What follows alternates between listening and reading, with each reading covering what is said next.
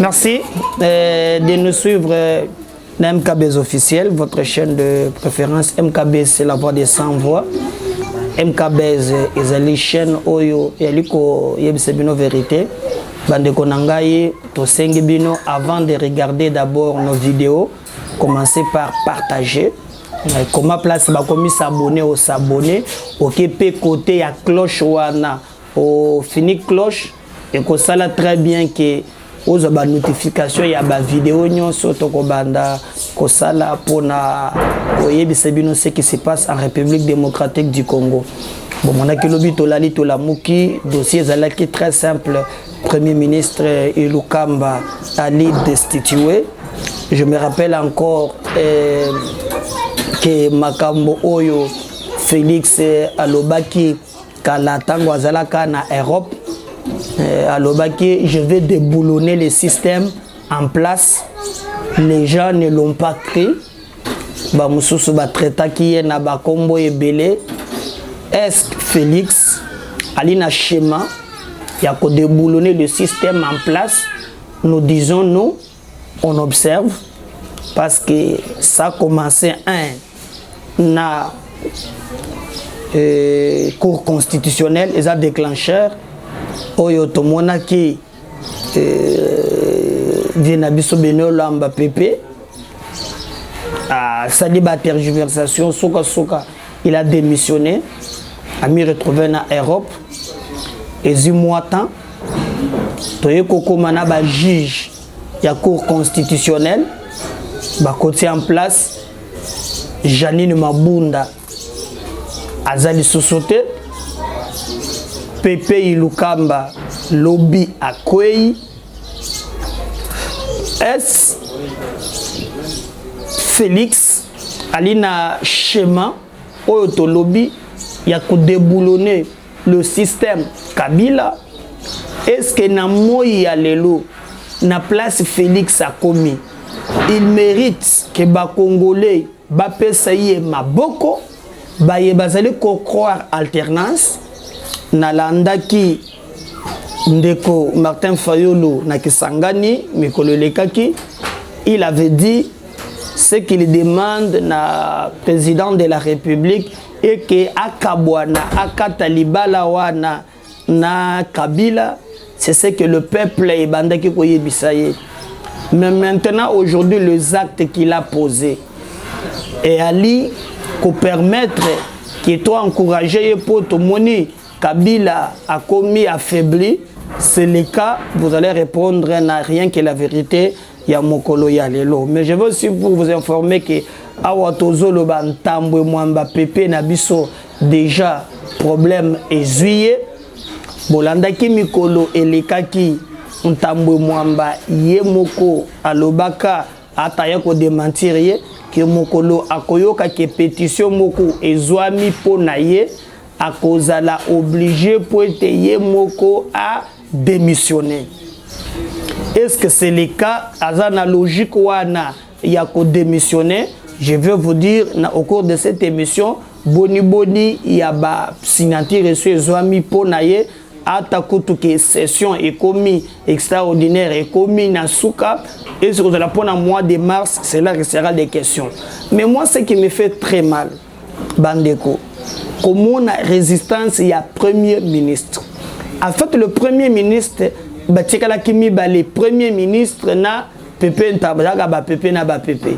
Alors vous constaterez que le premier ministre a tekala ki socle oyo e bandaki ko résister. Pe maloba oyo ya lobby. Il y a un professeur des universités qui est allé rejoindre Kabila et les Katangé. Si nous ne tirons pas attention et que Kabila azaka kana Lubumbashi, tu allais interpeller Bakondi na ba service. Ça fait de trop que na munoko ya bandeko wana ezongela be maloba wana.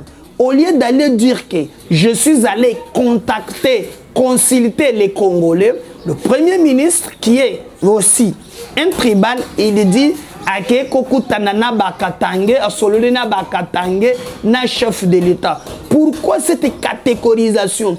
Pourquoi cet esprit ascensionniste? Pourquoi cet esprit à Kokabola Congolais à tout moment le Katangé? Qu'est-ce qui se cache? Et d'ailleurs, il y a le grand temps que non, Basenga Kabila Azonga Kishasa. Il y a un danger.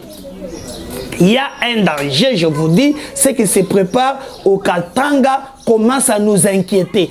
Quand vous écoutez un premier ministre qui assure le bon fonctionnement, la régularité de l'institution, c'est lui qui applique l'action gouvernementale. Hier, Moutoko appliqué projet à président de la République, Ali Kolobakeno, avant de démissionner, à Sololina Kabila, na Batuya Katanga, Bayebisi, à Kokeko démissionner. Et il a écrit lettre à Moko pour défier les institutions de la République. C'est grave. Mais moi, c'est que je vais dans la bande de Konabiso Moussous.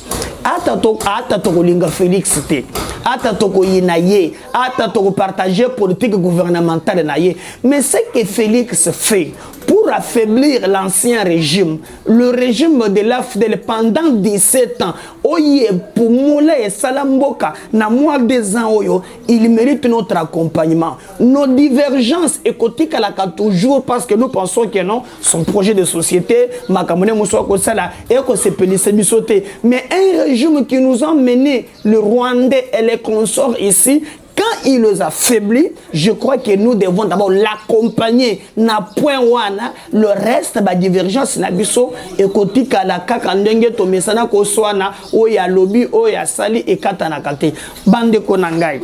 Et vous constaterez que oya les kaki lobby ezali leçon historique. C'est pour la première fois depuis Togena Maponami. À part il y a le Mumba ou les Kaki, na beaucoup de temps na bakasavubu mais depuis to bandi que toujours que dans l'élection, ata l'élection il y a malamuté, mais tous la premier ministre ici na majorité parlementaire. Tout le monde a pensé que pour une fois parlement et quoi si premier ministre na assemblée ou na banza historique. Et cela est que la gravé dans la mémoire, même il y a Bakoya Sima. Bayebake, Oyo Bango Bakoya Kosala, Bakoya Kosala la Mabumuna Bangote, lorsque vous accédez à la fonction de l'État, il y a ce qu'on appelle le devoir de la redevabilité, vous devez rendre compte au peuple. Na lingité et là où est bandi à sanctionner comme dirigeant et ça les macaques na compte ya union sacrée parce qu'on a téléguidé ça politiquement mais que nos élus bayebe que bazawana à chaque fois pour contrôler et sanctionner le dirigeant qui ne répond pas à vision claire et à peuple. Parce que si vous regardez aujourd'hui 2 ans depuis que gouvernance est bandi et là comme vous tambola bande konangai na kendaki na cité Pumbo ngayu moko na ke na cité Pumbo na moni bato degré bazo kemba bande konangai côté ya cité verte na moni bana mike ya ba 11 ans ba ko tambola na babido ya 25 litres na moto en plein 21e siècle. Namoni bato bazo zo courant 2 fois par mois. Namoni bato bazo le bazo ya Thomson oyo eza lokola musapinanga yoyo et si poli batandengo na potopoto bato bazo la souffrance atteint un niveau où tango na komona ba politicien kotia ba veste na ba cravate kolobaka ba français ko swanaka et kopesa ngai passe. Et nous les débats c'est des débats fanatiques. Lelo yo kité Bemba Katumbi Fayulu abengani bango kala mingi te boko pe bando Fayulu bakoya ko défendre yango bato Bemba bakoya na maloba na bango bato ya Katumbi maloba na bango. Nous resterons toujours dans la phase expérimentale où les débats politiques tourneront autour des individus mais les vrais problèmes qui touchent les Congolais bato bakipaka yangote. Nous demandons un certain niveau. Au-delà de même na poto, tendance. Même à au Monique Fayulu, Azo Salomoussala, il fait de l'opposition. Est-ce qu'il faut que Fingaye? Non. Même à au Monique Félix, les lo ako beta Kabila Mukato. Kabila Tolela qui a quoi ici? Mais comme ça, il faut boyaga. Ça ne se passe pas comme ça. Il y a des choses qu'on doit encourager, les choses qu'on doit critiquer, mais le plus important dans tout ce qu'on fait, tout le monde a Congo na esika moko na kati dans tout ce qu'on fait. Et à Taoza Montou ya cash. mais ce qui m'a dit net le kaki yao to moni ba libérer moto ya sokok na moto ya OVD même ata ozo moto ya cash parce que bato na ba détourner millions il faut t'élever condamner ça on ne peut pas accepter que non bato ba koyeba musolo batika bango non atoza pe moto ala muka omoni ke nangambo yo Félix ako betene ya Kabila makambo yo ya ba port o Kabila chaka ba port illégal to mona Kabila bande azana ba société de ba légal e futaka ba impôt tele ba bande ko kanga biloko wana poison ngela l'état ata oza moto ala muka il faut qu'on dima yango donc ce que nous demandons c'est que la République et les kabakaliki na biso personnel mais bande ko nangai a otoko le bana bino pe et ce que la pepe le kambate et Kotipe Nantambo Mwamba. Quand nous faisons cette émission, il faut boyer déjà que 74 signatures et ça déjà récolté pour beaucoup il y a bureau, il y a Sénat. Parce que normalement, n'a pas responsabilité au président de la République Alingazwa, Alingi a géré l'olenge mosusu pour te ayeba co-organiser l'olenge ya komona mboka. Un président de la République pour te gérer malam, il doit avoir contrôle sur les institutions de telle façon que la politique gouvernementale pilotée par le Premier ministre, mais elle a bien conçue par le président pour être appliquée à la loupe. De toutes les façons, c'est le président qui rend compte na peuple, c'est Maya mandat. Le mandat, et que le mandat est chef de l'État. Alors, il a maintenant l'obligation, comme il a le couloir, et que le fait est affaibli, il y a que non, tient les institutions en place en respectant la Constitution, mais qui peut l'accompagner à concrétiser vision au Yakanaka pour Nabolamu, il y a peuple. Sinon, pas le reste, et qu'ozala, bah problème au tomona kami kolonyonso, il y a des politiciens, il y a kolobana, il y a kofingana, il y a kozala boye, qui n'avancera pas notre pays. Donc, nous pensons aujourd'hui qu'il y a déjà 74 signatures récoltées pour na kokende na bureau ya Sénat. Ntambwe Mwamba Yemoko alobaki en réalité soki kaka et comique signature et monani ponaye a cause la obligé à longwanaye à démissionner. D'ailleurs Mikolo Tuko le kakawa bomonaki ke ibakomelaki déjà lui akomelaki Gilbert Kankonde pona kolobaki Kester Oyo ya Sénat azalaki menacé. Là ce qui nous fait aussi très mal ezaki bato oyo basengelaki kosala ni musala wana na niveau ya Sénat basali yango correctement te. Ntambwe Mwamba il s'est opposé na président de la République Mbala Ombala et cela pose problème.